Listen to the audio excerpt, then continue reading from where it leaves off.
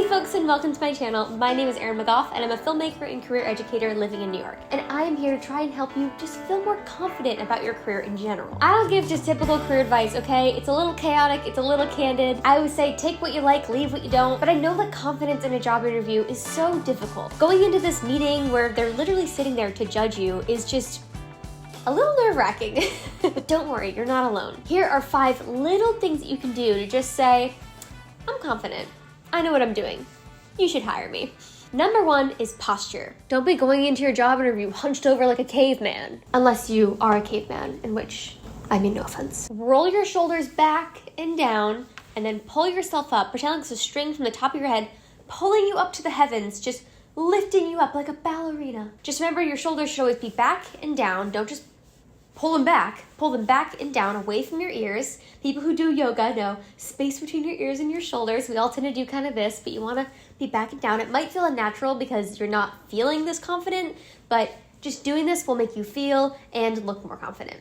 And then you can just cross your legs. You can place your hands nicely in your lap and lean a little bit forward. Number 2 is to repeat direct phrases. Okay, don't do this like all the time, like don't be weird about it. This is something that I learned from being a documentary filmmaker, and if you're a doc filmmaker out there, you know exactly what I'm talking about. Part of active listening is repeating phrases that the other person used. For example, say the interviewer says, this company has a fast-paced work environment. Is that okay for you? Instead of just saying, yep, that's fine.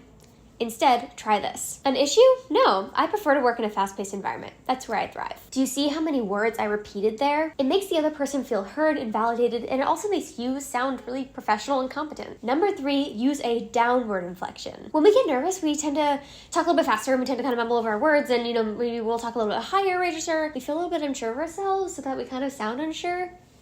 No. What we're gonna do is that we're first going to slow down.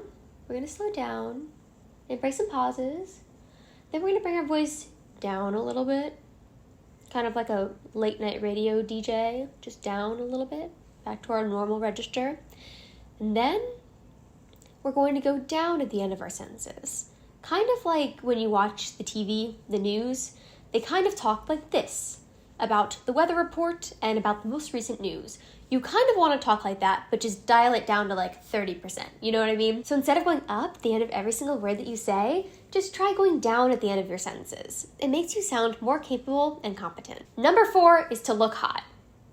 I'm not kidding. Look as attractive as you possibly can. Honestly, like look like you're going on a first date. I mean, wear professional clothing, but you need to look as attractive as you can. And this is really important for 2 reasons. First, you feel how you look. We all know that how we look on the outside deeply affects how we feel on the inside. So if you're wearing a suit that doesn't really fit you well or a color you don't really feel like you look good in, it might hurt your confidence and therefore hurt your interview. You want to wear an outfit that you feel like you're yourself in and you feel like makes you look really good, and that is going to help you just naturally be more confident. And the second reason is the halo effect. This is a real psychological, scientifically proven effect. The halo effect basically just talks about how we tend to think that more attractive people are more capable, more trustworthy, more intelligent. That's why I always say pretty privilege is literally a real thing. So look your best. Do your makeup, do your hair, wear your outfit, put on deodorant, do what you got to do to look snatched. And number 5, use affirmative language. So if they ask you, what are your greatest weaknesses? You wouldn't want to say, oh yeah,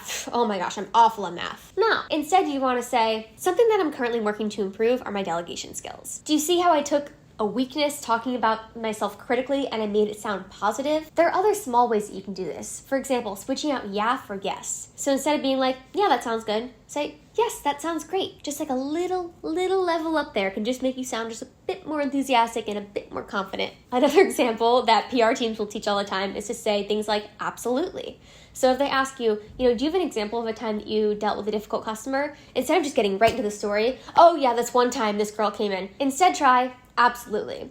So one day I was working the front cashier at Panera. There are all of these little psychological tricks that you can use in a job interview to just come off a bit more confident. And a lot of them might feel unnatural if you don't feel confident, but trust me, the other person won't even notice. But honestly, a huge life hack I always teach us to coming off more professional is just to dial up your enthusiasm a little bit. A huge complaint that I hear from recruiters in job interviews is that the person just seems kind of disinterested and unpassionate. And that's really a shame because you can be a great fit for the role, and just because you aren't bubbly and extroverted, you didn't get the job. I know, you guys. So that's why if you tend to have a more docile and maybe dry personality, maybe drink a coffee or a Red Bull before you go in, just so you can dial it up a little bit. If maybe you struggle with coming across, a little blunt, a little bored, maybe try to actively smile, nod, and maintain more eye contact. And again, you want to speak in full sentences, so instead of you would want to say, yes, I would love to tell you about that. Just those little things are going to make you come off just a bit more capable, a bit more professional, and a bit more hireable. When in doubt, keep things positive, keep things enthusiastic, and remember that you got this. That company would be lucky to hire you. If you found this video useful, definitely go follow me on TikTok and Instagram for daily free career advice. And if you're looking to really take charge and ownership of your career and find a job that you like, that pays you more, that you actually look forward to doing, I highly recommend taking my Career Workshop Intensive. If you've ever thought, I need a career coach, try taking the Career Workshop Intensive first. It might solve a lot of your problems. We do everything: 5-year planning, career mapping, career aptitude tests, resume, cover letter, job interview, salary negotiation. We talk about the psychology and we look at your life in a holistic way. So I'll stop talking about it. If you're interested in taking that, I'll put a discount link down in the description. And remember, you got this, and I'll see you next time.